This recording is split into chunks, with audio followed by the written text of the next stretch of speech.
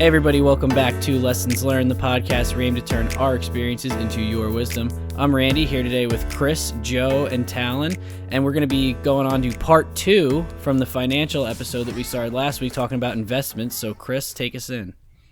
Thanks, Dillweed. Investing part 2. To the first one, got to do for the second one. What's up? I'm also a second cup of coffee in already. I was just about to say your energy level is like skyrocketed. Let's go. I was tired of the first one. You know, it's part 2. We're same day, same everything. We just rolled right into it for you guys. Minus Jared. We lost Jared. Yeah, Jared had to go. It's Valentine's Day. So Jared had to go. I don't know if he's going to church. He went to church. Yeah, he's going to church because he's a good boy. Yeah. God is his Valentine. Oh! Good for him. Coffee is mine. I'm also sadly single. Yeah, me too. Everybody here, minus Talon. Hint, hint. But it's the morning time, so it's not like we're missing out on taking dates out or anything. So. True. Anyway, investing. Maybe investing is bae, right? Money. Hey. Money is bae. Money's attractive, right? Very. See how I tied that in? Dude, I'm getting good at these. Doesn't matter how ugly I am if I have a lot of money. Facts, dude. Straight facts. All right, so investing part 2, right? We talked about the types of investments there are. So if you haven't heard our first part 1 episode, go back and listen to that before you get into this, just so you know what decision you need to make and what's right for you.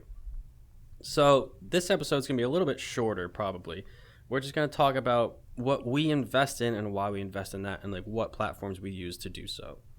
So I'll start it off this time. I'm not going to hand it off to anybody. I'm going to hand it off to myself. Chris, take it away. Wow. All right, Chris, thanks for the handoff there. Again, second cup of coffee. So, I use, because Talon recommended it, everything I do is because Talon recommended it. I'll stop recommending things. I'll go broke. M1 app. We've talked about it a ton. If you listen to any finance episode, I think we've talked about it. Go ahead and download it. It's a great app. M1. It's like purplish M1 blue. Finance, Yeah. specifically. Yeah, Not to be confused with M1 Grand.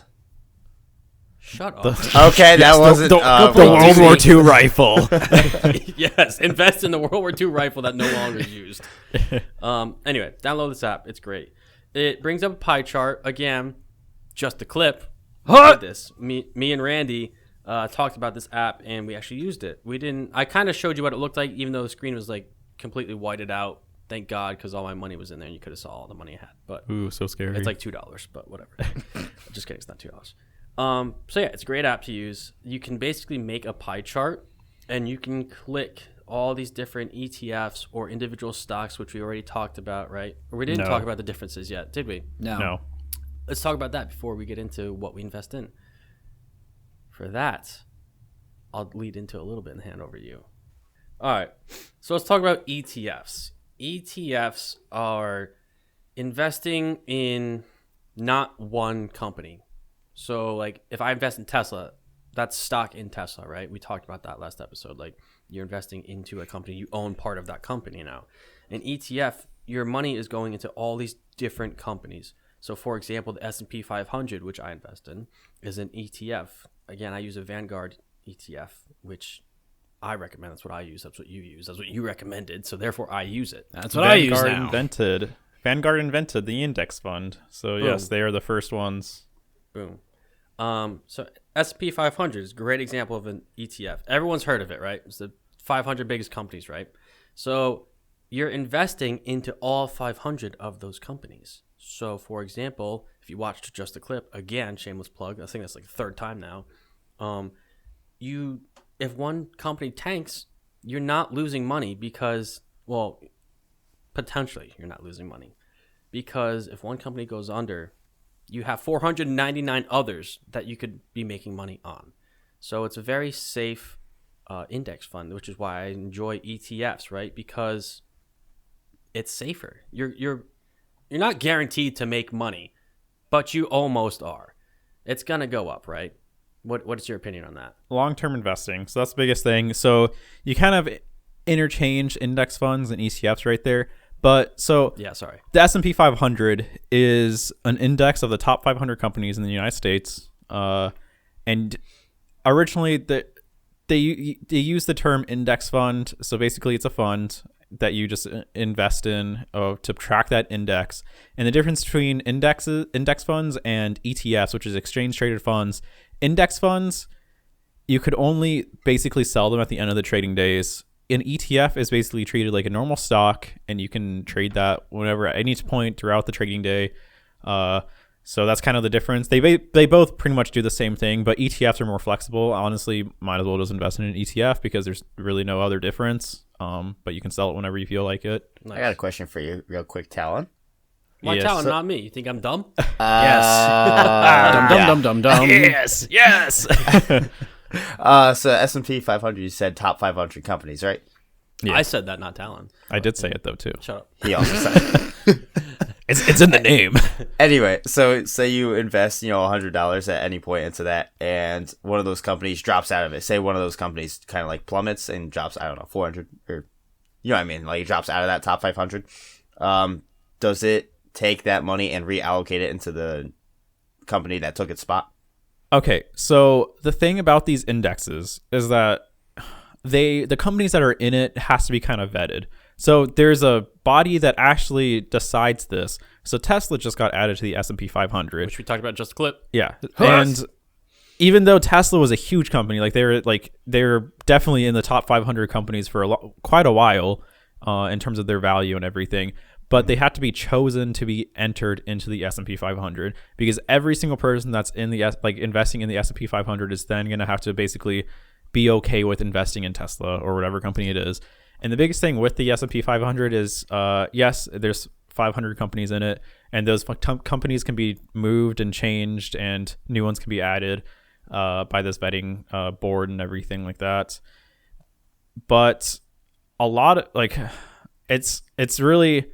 A lot of the S&P 500 is actually made up of the top 5 companies, because they're such big companies like Google, Facebook, Apple, stuff like that. They're just huge companies.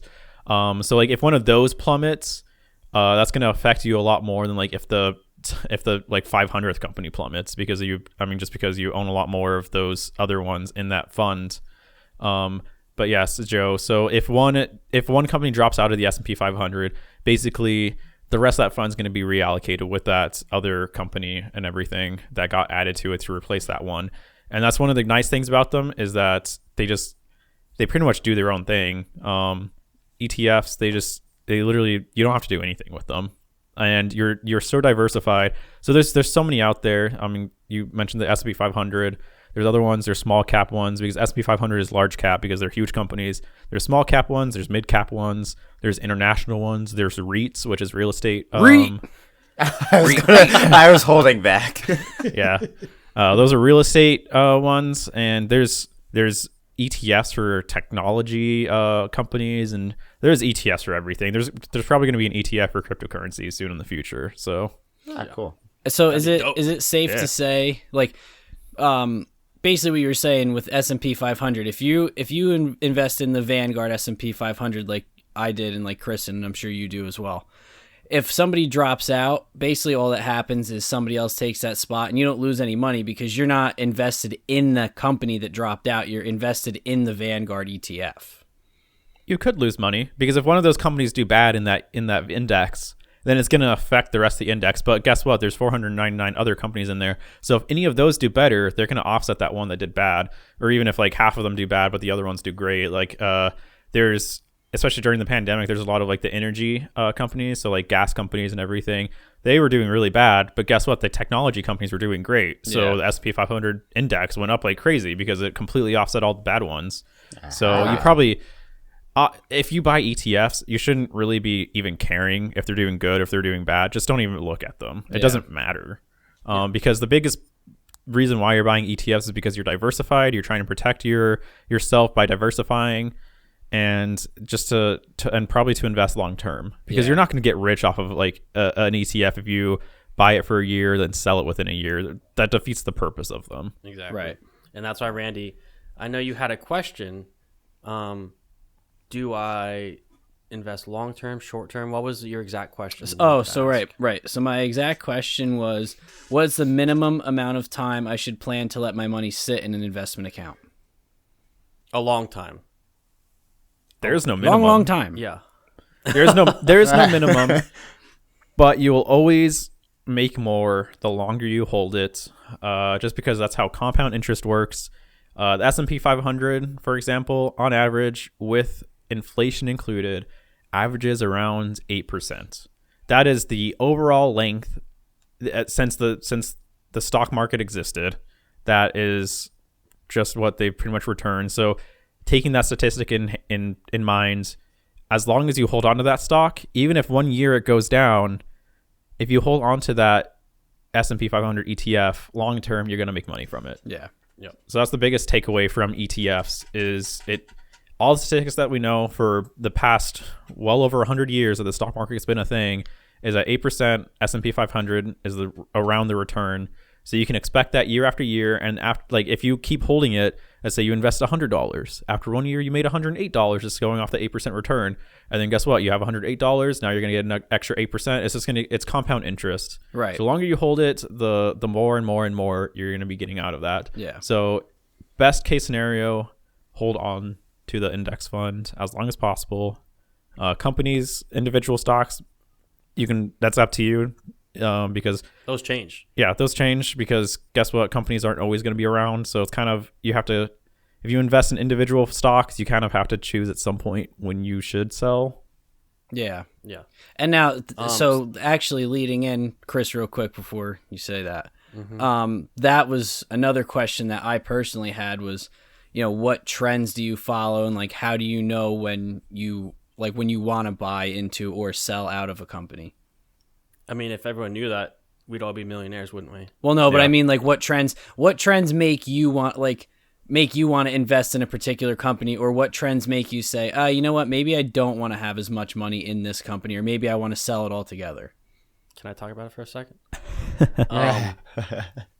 Tesla, right? This is my biggest one, right? At beginning, again, trends, right? Oh, electric cars came out. Oh, that's dumb. Like, no one's going to buy those. Everyone's buying them. So at what point does that become a trend and you see it as the way of the future? That's what you got to look for, right? So for now, like, my mindset has totally changed. When Tesla first came out, I was like, that's so stupid. Like, I'm not going to ever get that. And then, I travel the world. I went to Norway and I see how many Teslas are over there, and they do like tax write-offs for Norwegian people, and like, because they're trying to limit, carbon emission. This whole green movement, electric's becoming a big deal. So you got to think about not only like what the company you're investing in. So for example, Tesla's electric cars, right? Think about the world as a whole. A lot of people, there's this huge green movement. Like, energy saving is a big thing now. So for a company like Tesla, that makes sense to invest in because you see the world, the way the world is moving, right? It's moving to less carbon emissions, less gas, we're moving to renewable resources, right? So to me, that makes sense to invest in Tesla now. Yeah.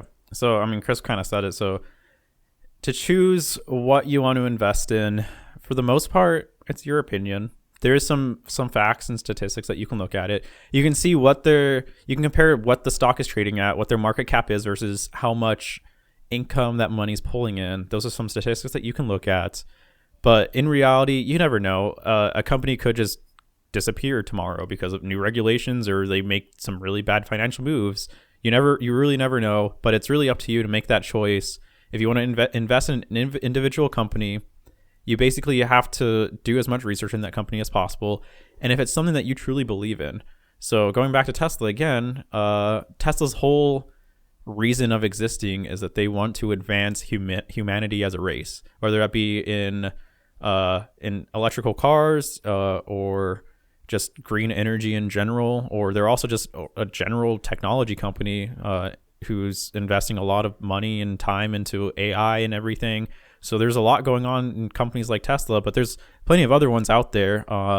Another one that I like, so a company called Redfin. It's like it's basically just an online real estate website, but at the same time, they also have their own agents and everything. I'm just like, this is going to be the future of real estate. So stuff like that, you just have to, it's a lot of your own opinion. And that's the biggest thing is, like, if you're not comfortable making these choices yourself, just invest in an ETF, because Warren Buffett, for all the hedge funds out there and everything, he basically sent out a challenge. He's like, I don't believe that anyone's going to be able to beat the market versus an S&P 500 index fund or like just an index in general.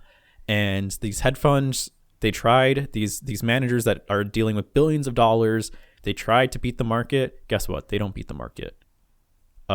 So if in reality, if you just want to invest, just throw your money in an ETF. Just throw your money in an S&P 500 small cap ETF. Just do your research on them because there's a lot of them out there. So you can diversify as much as you want. You can look at the expected returns, and to also keep a note that they all have some form of expense ratios. So you have to pay a certain fee. So like Vanguard ETFs or domestic ETFs such as the S&P 500, they have a 0.04% expense fee. I believe it's like nothing. You won't even notice it.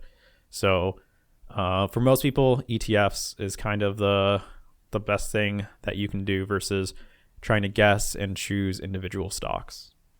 Does that kind of answer your question? I know it was like a long... No, yeah, I would definitely say so. And like, you know, it makes a lot of sense. You base it off of trends of like what's happening in the real world.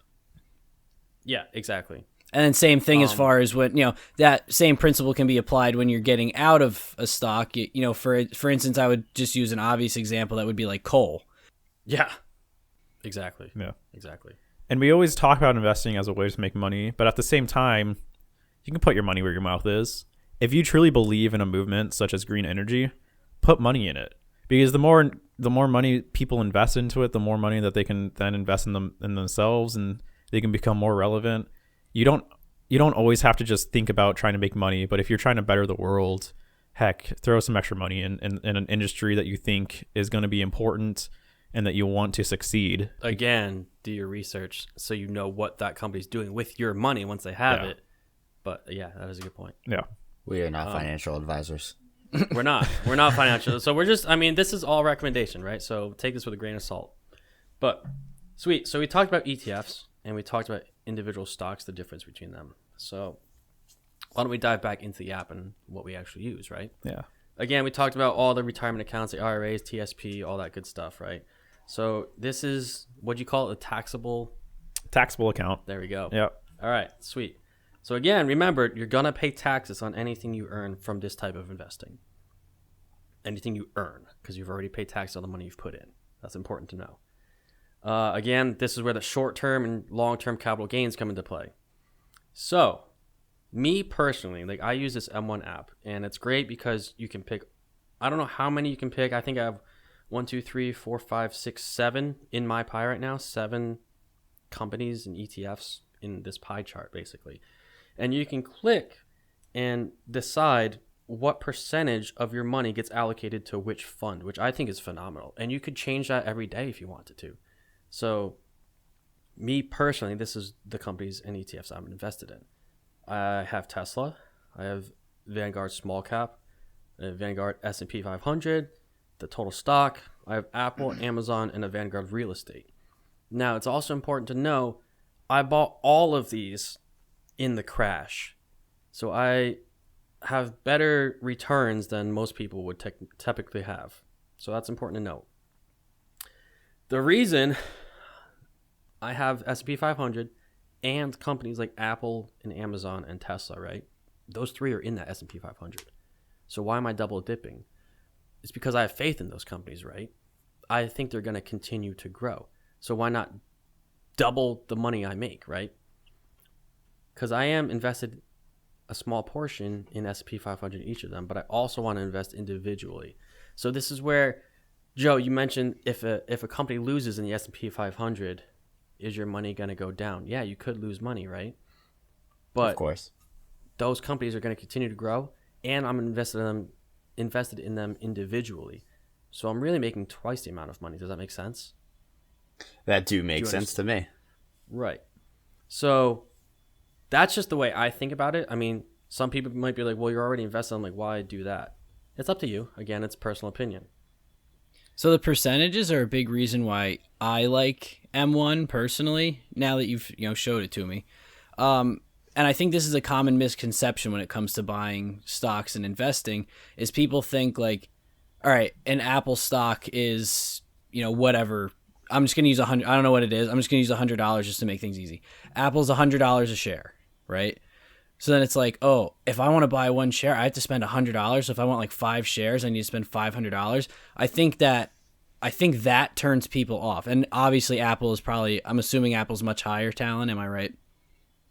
Yeah. Yeah. I'm looking at it right now. What's this cost? What's it? It says average share price and then cost. What was the actual cost of it? Is that 734? No, the price is 135.37. Oh, I don't even see that. All right. It's underneath that market. So Okay, sweet. I think what happens is people get really turned off by the idea that like, I think and this is what I thought, and this is a big reason that I got turned off by investing, was that I thought I had to buy, like if I'm buying into Apple, I have to buy, a full stock of Apple. This is really cool because like we were talking about it with the amount of money that I put in just the clip, and with my I invested in Tesla as well, and like with the amount of money I put in, I get like 1 point something shares of Tesla. So that's really cool that you can go in and you don't have to buy a full share. You can buy a percentage of a share, which I didn't know that you could do. So that's a really cool feature and a really cool thing that I didn't know you were able to do. Yeah, so Randy, the term that you're kind of referring to, it's called fractional shares. I mean, just as it says, it's shares fractions.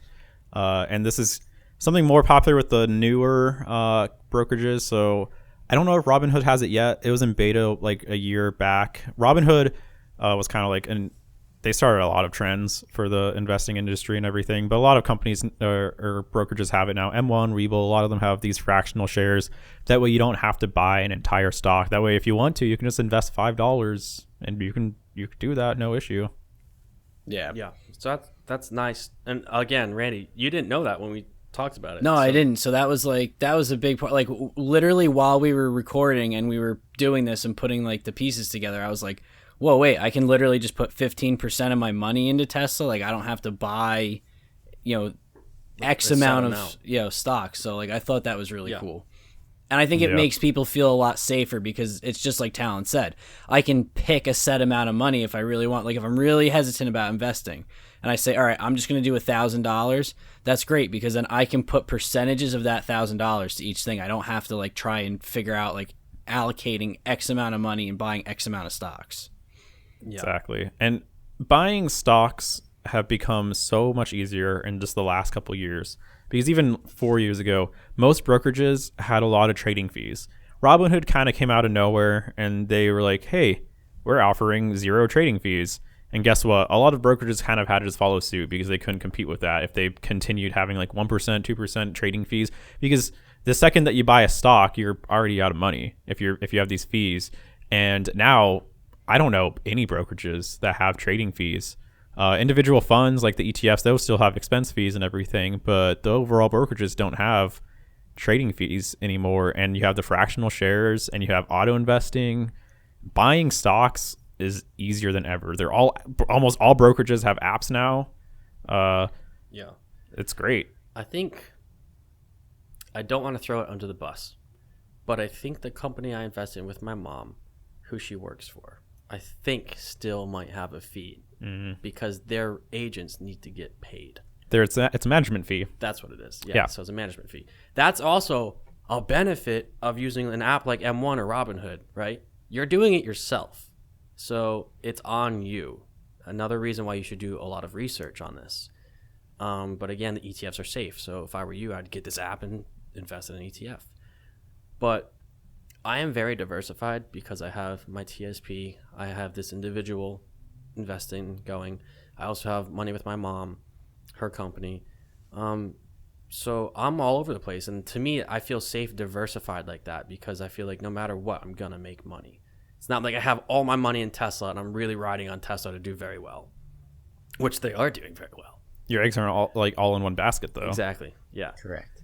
So we talked about how much money like you could throw in, right? Randy used it $1,000 as an example. So another thing to consider when investing is dollar cost averaging. And that's what Talon taught me. It's what my mom taught me. I've been fortunate enough to know this, right? So, the market goes up, market goes down. When do you invest, right? If you're lucky like me, I waited too long. I could have made a lot more money, but I invested in May after that crash, right? I think it crashed in March. Yeah. Yeah, pretty much. Joey, my mom was like, Joe, you're going to invest right now. Like, you should invest right now. And he did. I said full send. He made a lot of money, a lot more than I did. Joe! Because he bought at rock bottom.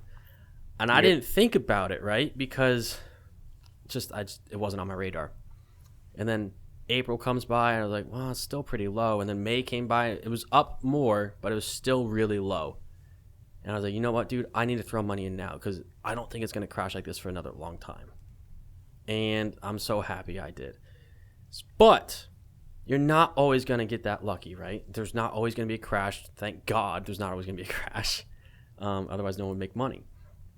So one of the safest ways to invest is dollar cost averaging. And that's what I do. That's what Talon taught me. I know when you first mentioned it, you were doing like what, every week or something like that? Yeah. So just in general, dollar cost averaging, that's just so you can buy in the dips, you can buy at the highs. It averages out. Yeah, it averages out over time. And yeah, for when I first started investing every single week, man, this was literally only a year ago. I was only investing $25 a week. Damn. Yeah. That was only a year ago. I was investing $25 a week. That was enough dollar cost averaging for me.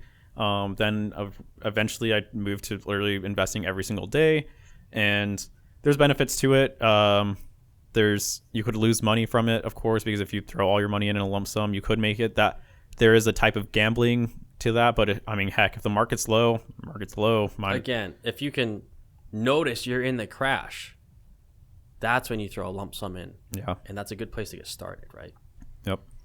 Because for some, like people who've never invested before, why would that make sense to throw a lump sum in? Because those shares are at an all-time low. Well, maybe not all-time low, right? But they're very low, and they're gonna go back up. Yeah, you can get them on sale. Might as well put as much in there as possible. That's a perfect example. That perfect term, on sale, right? It's like 50% off for this share.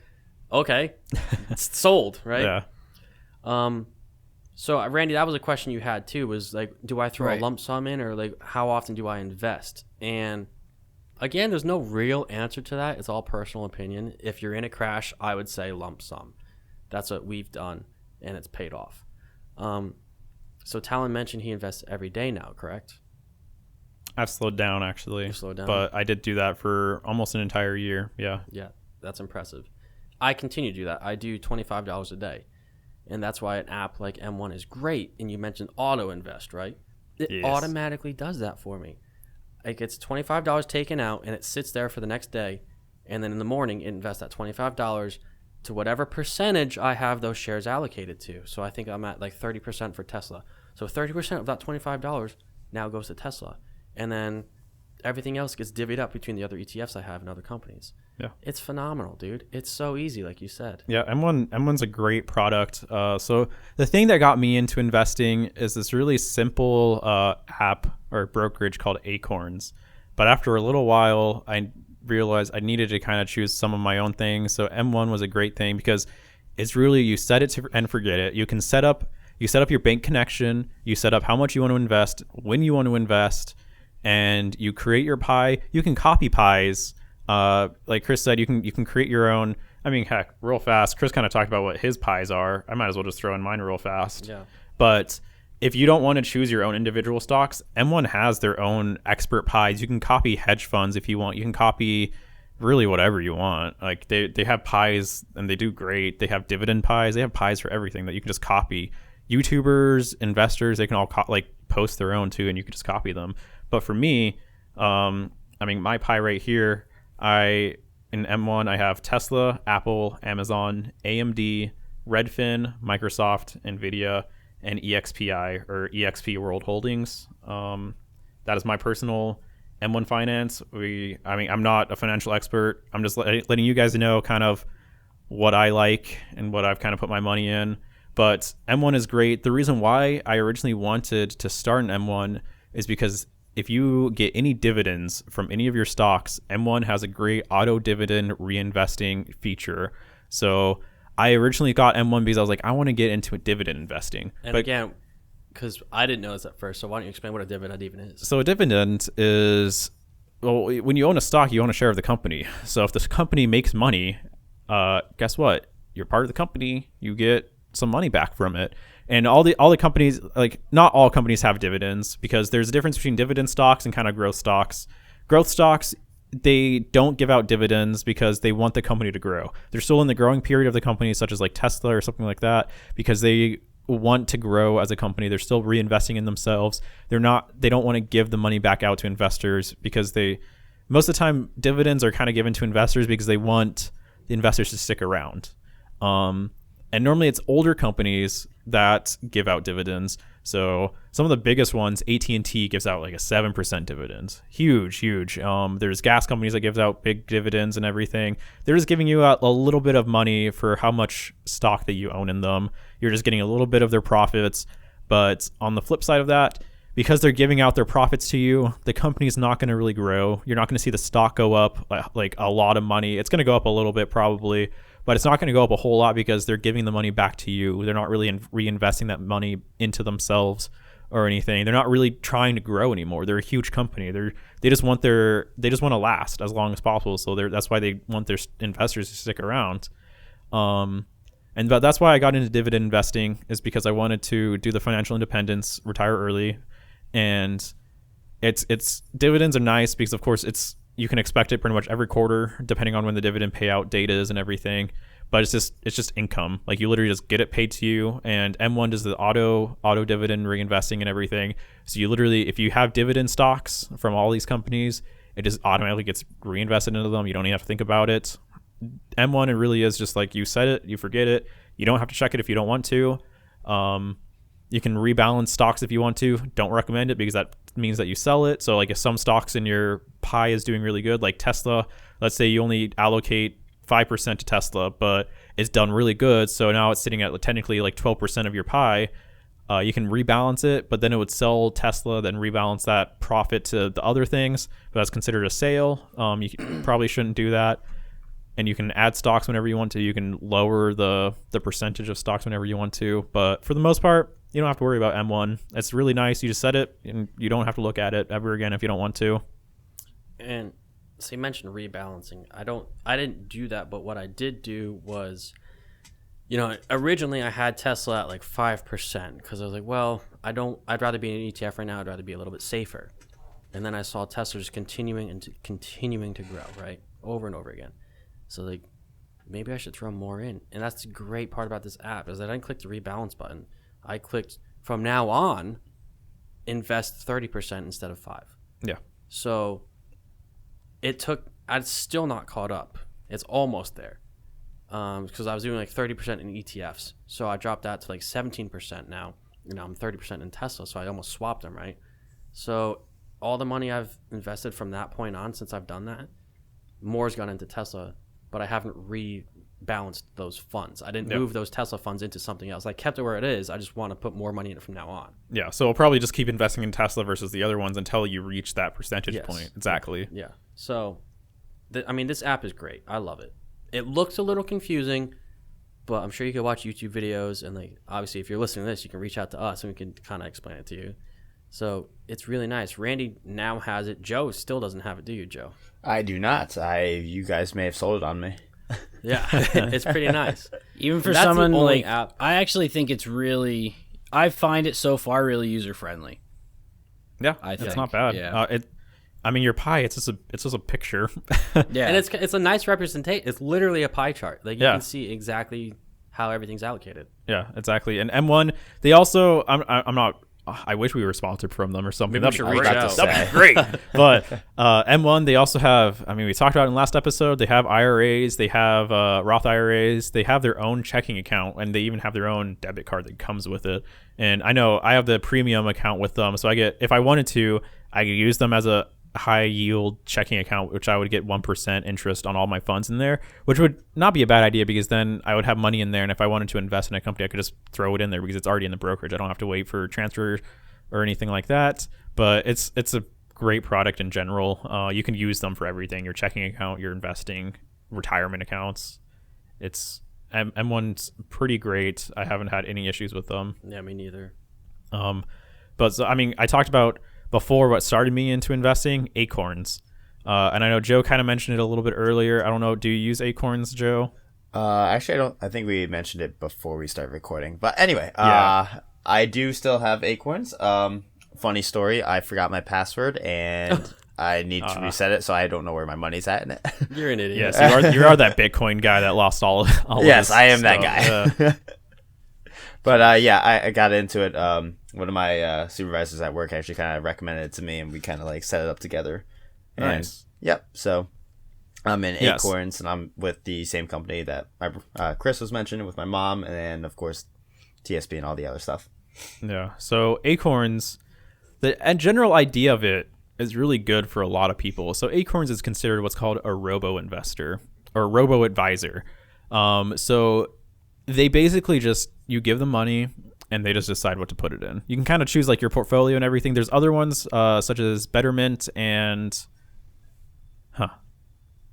Wealthfront. That's what it's called. I was going to say Webull, but no, Wealthfront and Betterment, Acorns, those are all robo advisors. You give them money, you kind of tell them like why you're investing, and they kind of just choose for you. And Acorns, it really hit the market really well because what made them really nice is you can invest without even knowing it. Because what they did was there's something called Roundup. So right. you link your cards, your credit card, your debit card, whatever you want to use, whatever accounts, and so let's say you spent 70 cents. They would then round up to the next dollar and they would invest 30 cents for you. So you don't even have to think about it at all. They would do it. It's not a lot of money. That's the only thing. But you can do reoccurring payments with them, reoccurring deposits and everything. But for the most part, yeah, they just choose whatever you want. You choose what portfolio you want. If you want to be aggressive, moderately aggressive. Really, they're just investing in ETFs. So for me, for the longest time, I was just in the aggressive, and I think that's 40% into the S&P 500, something like 20% into medium cap, and then like 20% into small cap. That was the aggressive? Yeah. That's not even aggressive. That's not that aggressive. They're still just, they're ETFs. Like you're very diversified. But the reason why it's considered aggressive is if you go anything lower than that, they start investing in bonds. Yeah. That's very not aggressive at all. Yeah, exactly. But I mean, it's really easy. You literally just set it, forget it. And if you're a student, this is one reason why I use them for a while. If you're a student, you don't pay any fees. I think up to like 5 years. So if you link your student email to them, you don't have to pay any fees. Normally, their only fee is $1. It's $1 a month, which, depending on how much money you have with them, is either a lot or it's a little. Because if, let's say you only do roundups and you only have like $500 with them, $1 a month, that's a lot of money. That's a huge fee for how much you have with them versus if you just invest in those index funds themselves, such as that Vanguard one that I talked about that only has 0.04% expense fees. That $1 in Acorns is a lot. But guess what? If you have $1 million, $1, you're saving a lot of money versus if you invested somewhere else. Right. And if you're a student, you're not paying it at all. And for the longest time, before I wanted to get into individual stocks, I just used Acorns. I didn't have to pay any fees. I just gave them money. They just invest in those ETFs. So for a while, I was just doing $100 a day with them, and it was good. The reason why I'm not using them anymore, though, is because they changed their portfolios. And I wasn't expecting this, but they changed the aggressive portfolio. They used to include like real estate stocks in there. But then they just took that out and invested more into the S&P 500. And when they took that out of that portfolio, they rebalanced my portfolio. And that means that they sold the stocks that I had, and now I'm going to have to pay taxes on that. Stocks that I wasn't planning to withdraw for years. They should have just kept it in there and just like then like what M1 does and like just rebalance it so like your percentage in something else goes up. But they rebalanced it, and I'm not afraid to say the number, but I had $30,000 in there, and 20% of that was in real estate, and I don't know what 20% of 30,000 is. I don't want to do math right now, but I have to pay taxes on that. 10% is 300, so $600. Yeah, but so I have to pay tax. Right? No, it'll be 6,000. It'll be 6,000. Out of zero. It'll be 6,000. So I have to pay tax. I have to pay taxes on. Hard. I have to pay taxes on whatever, like the $6,000 that was profit or whatever that was. I have to pay taxes on that now, which I'm just really mad about because they didn't tell me about it. I just looked at my account one day and just like rebalance. I'm just like, what do you rebalance? And then I saw that it sold like $10,000. I'm just like, what are you doing? So I stopped investing in them. I still have money in them. I'll probably transfer out with them at some point, transfer to someone else.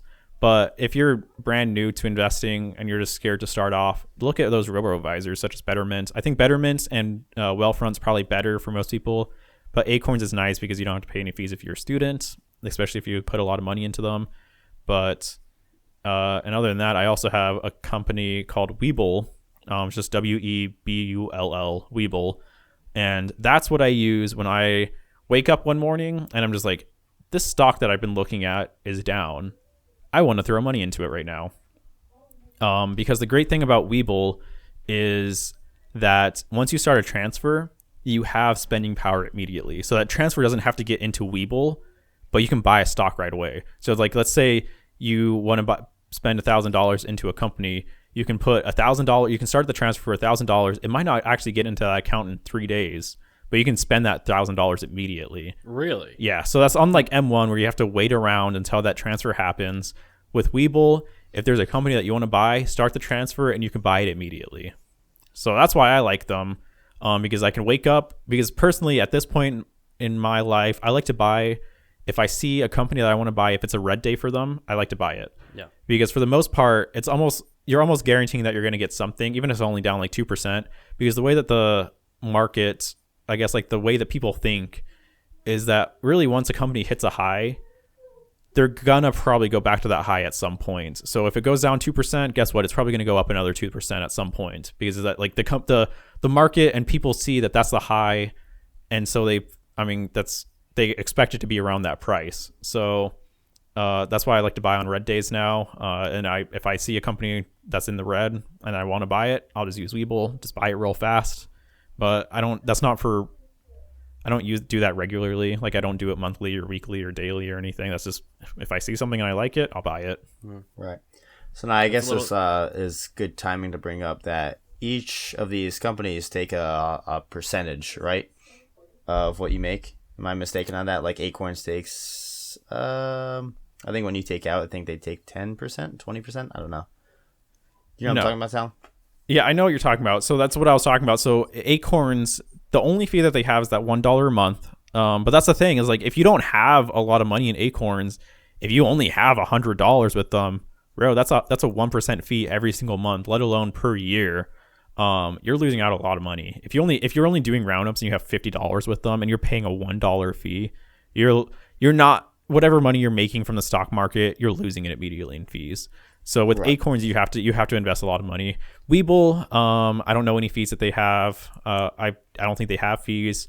M1, I haven't seen any fees from them. Of course, if you own ETFs, you have to pay the expense fees, but you don't even see that. You won't even see like a minus or anything like that. That's kind of just built into the price on M1 kind of thing. So you won't even notice that. Yeah, you won't see any fees. Like I said, probably like 3-4 years ago, once Robinhood kind of took over the market, no brokerage really has trading fees. Gotcha. It makes trading stocks so much easier. Like you don't need, that's why like stocks used to be so scary for people, because immediately you'd be out money because you have trading fees. And now you have to bank on making a little bit of money. Yeah, exactly. Yeah. Huh. All right. I was under the misinformation that they took percentages. So never mind then. Unless they rebalance your portfolio, then you have to pay taxes on that, whatever your taxable income is. So there's that. Big doubt. hurt. I stopped investing after they did that. I literally just stopped all my recurring investments. I would too, without even reaching out to you. It's kind of like, well, thanks for fucking me. Yeah, fuck. So we talked about individual stocks. We talked about ETFs. Let's talk about something pretty aggressive and kind of a big topic right now. Let's talk about crypto, right? Do we want to get in that on this episode? Yeah, because we invest in it, right? Sort of, kind of. Let's touch on it, right? Okay. Bitcoin, obviously everyone's heard of Bitcoin by now, which is a good thing because I have money in it. So spread the word. Basically cryptocurrency right now, just for you guys. Since we talked about the Reddit thing, I kind of want to talk about this. It's a different currency, which a lot of people don't know, which I didn't understand until you explained it to me. You're not investing per se. You are buying a currency. You're transferring your money, a US dollar, into a different currency. So for example, if I travel to Europe, my US dollar gets converted into a euro. And whatever that euro is worth, I either make money or lose money. That's how you're, like, if you go to a poor country, your dollar goes a long way, right? Like Randy, you said when you went on that cruise, you went to Belize. What was it called? What country? Yeah. Belize. Your dollar probably went a very long way down. Oh yeah, it did. So same thing, right? So you buy Bitcoin. If you bought it per se, if you transferred your money, right, when it was very low, and now the value has skyrocketed, that's how you make money. So it's not really an investment. Just be aware of that. It's more like, if you want to look at it in something other than just money, it's like a commodity, because there's a supply and demand with it, because only so much exists. It's like gold. Yeah. So it's a commodity is kind of like how you can view it if you don't want to just view it as changing it like $1 to €1. Yeah. So I have some, and I want to bring this in because it's important, because if you follow the news and all this investing stuff, first off, investing is very much research and following current events, right? So just this week, within the last 7 days, I don't know exactly when, but Tesla bought $1.5 billion worth of Bitcoin, correct? Yep. And that sent the value through the roof. And they're also allowing Bitcoin as payments for Tesla. Like, they're accepting Bitcoin, which is huge. We talked about the trends, right, Randy? When can you notice a trend? I first noticed a trend. I invested money in Bitcoin. I talked to Tal. I was like, hey, do you think it's a good idea? And he's like, yeah, why not, dude? Like, I think it's the way of the future. I was like, yeah, me too, probably. So I threw some money in, and my money doubled in like a month. And I was so happy I bought it. When at the time it was a high. It was like a record high. But I was like, you know what? Maybe it's just going to keep going up. You can kind of say I was an emotional investor. I was like, well, maybe it's going to go up. Fear of missing out. I'll throw it in, right? I got lucky, and it's continued to soar. Like, doubled my money, right? The reason I bring up Tesla is because now they have money in Bitcoin. It's sent that through the roof. Bitcoin was becoming the way of the future in my eyes, because I saw companies like PayPal now released a Bitcoin debit card, basically. Venmo's going to start accepting Bitcoin as well, which Really? Venmo's owned by PayPal, but yeah, Venmo's going to start Okay. allowing transfers with Bitcoin as well. Yeah. So, Randy, you mentioned trends. If you look at it, I mean, again, we're not experts. This is my eyes. So, I could lose all my money tomorrow. But you see the debit card. You see Tesla buying in a shit ton of money. Is it going to waterfall into other companies now? And that's where I invested, even though it's at a record high right now, I invested a little bit more money. Not a lot, but a little bit in case it waterfalls to other companies like that. So again, Bitcoin's not necessarily an investment. It is because you can make money on it, but it's not as safe, nearly as safe as an ETF or like stocks, right? Yeah. So that's something to consider. That's all I wanted to touch on Bitcoin and cryptocurrency. Yeah, that's fine. And I think right now, I think that we should talk about some cryptocurrencies in the future. We should talk about stuff like, I guess, like the Federal Reserve and just centralized banks and everything. We could talk about all these things in the future and why people don't trust the dollar anymore. We can talk about that on another topic. So I guess that's like a little teaser for the future. But yeah, the thing about crypto is, yes, you can see it as an investment. This is kind of an investing episode, but you should probably only put money that you're okay with losing, because no one knows what the future holds. And tomorrow the US government could come out and be like, we don't like cryptocurrencies. We're banning all of them. So if you're a citizen of the United States, you can't buy them. You can't sell them, kind of thing.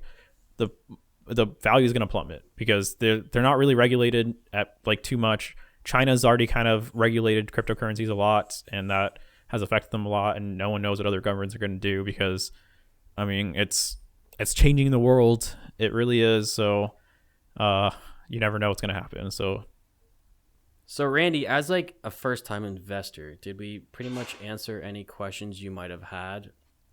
Yeah, 100%. Like you guys answered all my questions that I had. Like I did have a list of questions in front of me that I had written down. But I thought you guys were super thorough too, because I had questions that kind of came up along the way, and for the most part, everything got answered, as you guys spoke. So no, I definitely feel a lot better about my investments, and I mean, even sitting here, I'm kind of trying to think of like now what I want to invest in next. So I definitely feel a lot better about it. So yeah, I think this was pretty good and informative. Sweet. And yeah, on that clip we showed what funds we did, and did we talk about what percentages we did? We talked about what percentage we threw everything in. Yeah.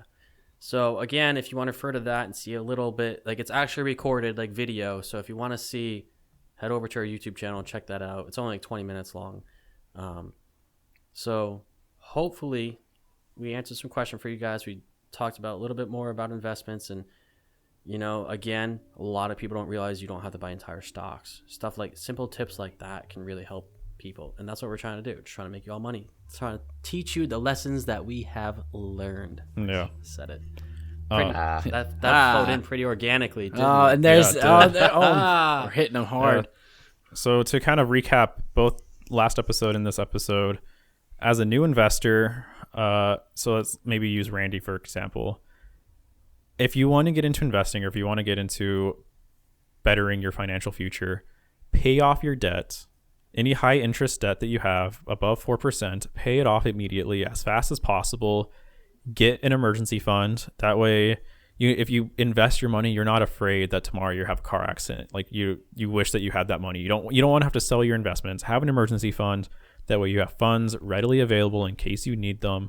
And once you are in that stable financial position, go ahead and invest. You should start off with any of your employer retirement accounts, such as your TSP or 401k. If your employer does matching, immediately invest up to that matching amount, because you're doubling your money that you invest, like risk free. It's a guarantee from your employer that you're going to be getting that. You might as well take advantage of that. And in my personal opinion, such as if you're paying into a 401k, once you reach that match, I think that you should open up a Roth IRA. Again, personal opinion, not financial expert, but you should open up a Roth IRA and invest up to that as much as possible. That way, once you retire, you don't have to pay any taxes on that income whatsoever, because compound interest is crazy. If you invest $100,000 over the course of 40 years, guess what? You're going to be a millionaire at the end of that 40 years, even though you only invested $100,000 yourself. And this is taking into account for like the average S&P 500 price. And if you invest that in IRA or Roth IRA or whatever retirement account, you don't have to pay taxes on that. Take advantage of that. And if you have anything left over, if you want to just diversify a little bit, if you want to invest in individual companies that you might not want to do for retirement, go ahead and open up a taxable account with M1, Webull, whatever you might want to do, and throw some money in there. Invest regularly, invest long term. Don't worry about the news. Don't worry about when to sell, when to buy. Don't try and beat the market. It's a safe approach, but in reality, that's probably what you should do, because we're not gamblers. You want to be an investor. And in reality, that's pretty much all the advice that I can really give someone. I got one more thing we kind of talked about in the clip. I mentioned the rule of 72. Are you familiar with the rule of 72? Is that just like every what? This is every 72 months, your money basically doubles? It's about doubling your money. It's about, there's a calculation you can do to see how long it will take for your money to double. So the rule of 72, right? You take the number 72 divided by your rate of return. So for example, if I'm making 8%, 72 divided by 8, that's going to give me how much time it's going to take for that money to double. How many years, right? Yeah. So that's very important to know, because that's why this compound interest is great. And it's important to understand the rate of interest that you get. So if I'm, like, for example, I bought in the crash, so my Tesla's up 400%. That doesn't happen. Yeah. Like, that's phenomenal. So that means the amount of time my money takes to double is like nothing. Whereas the S&P 500, like you said, that average of 8%. That's why a lot of videos, a lot of financial advisors use that average in all the equations they show you. Use that average of 8%. Your money will double in 30 years, 20 years, 15 years, 10 years, right? Yeah. So it's just a nice little tip to learn, and you could Google that. So yeah, I mean, we can give some numbers right now. So just to make it easy, that way I'm not talking about like monthly contributions or anything. Let's say you invest $100,000 today, and you let that sit for 20 years at around an 8% return to kind of follow the stock market. And you let that sit there for 20 years, $100,000. After 20 years, the balance will be around $552,000. But let's just say if you only do it for another 10 years, that value over doubles in just 10 years, only 50% of the time that the original time took, it over doubles, and it's from $550,000, it goes to $1,243,000. And if you add just another 10 years from that, so we started at 20 years, now it's at 40 years. At 20 years is $550,000. You let it sit there another 20 years, you're sitting at $2,779,000. And that's why it's so important to start investing younger. Yep, as soon as possible. Even if it's less amount, that money works way harder for you. Yep. And that's the biggest takeaway from this episode. So hopefully you guys have learned something. You know, it's a lot of information. If you have any questions, send us some DMs. Again, we're not professionals. We're not licensed at all, so we can't tell you what to do. We can only recommend what we do and show you how we've been successful. So hope you liked it. Send us a DM. Check out our YouTube channel. Thanks for listening, guys. I'm ready to go put all my money in Dogecoin. All right, guys, this has been Lessons Learned. Thank you all for listening. Don't forget to subscribe to our podcast and go follow our other social media pages linked in the description. From all of us here at Lessons Learned, have a good day and see ya!